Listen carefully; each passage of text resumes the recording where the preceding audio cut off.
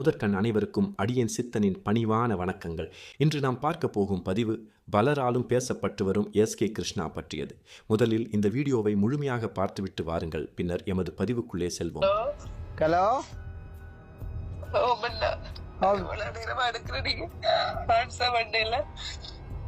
சொல்லுங்கக்கா.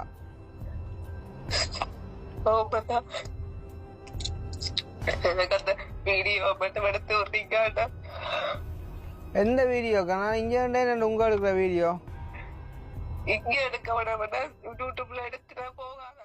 வீடியோவை பார்த்திருப்பீர்கள். அதாவது புலம்பெயர் தமிழர்களின் உதவி திட்ட பணத்தில் உதவி பெற்ற பெண்ணை வீடியோ எடுத்து அதை தனது யூடியூப் பக்கத்தில் பதிவேற்றம் செய்திருந்தார் எஸ்கே கிருஷ்ணா.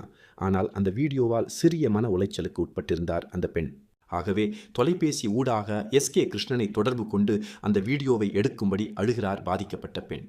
ஆனால் எஸ்கே கிருஷ்ணாவோ அழும் பெண்ணை கலாய்த்து சிரிக்கிறார்.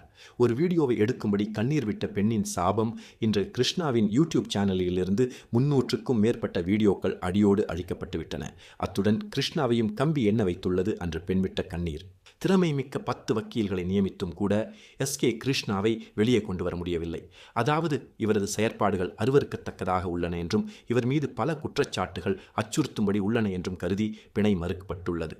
நிச்சயமாக நீதியை நிலைநாட்டும் கௌரவ நீதிமன்றத்துக்கு எமது நன்றிகள். மேலும் இளவாலை போலீஸ் ராகவன் குழுவுக்கும் எமது நன்றிகள். இது அனைவருக்கும் ஒரு பாடமாக அமையும். மேலும் சமூகம் கலாச்சாரம் என்ற ஒன்றுக்கு நிச்சயமாக காவாலிகள் செவிசாய்க்கத்தான் வேண்டும். இத்துடன் இன்றைய பதிவை நிறைவு செய்து அடுத்ததொரு பதிவில் சந்திக்கும் வரை உங்களிடமிருந்து விடை பெறுவது உங்கள் அடியேன் சித்தன். நன்றி, வணக்கம்.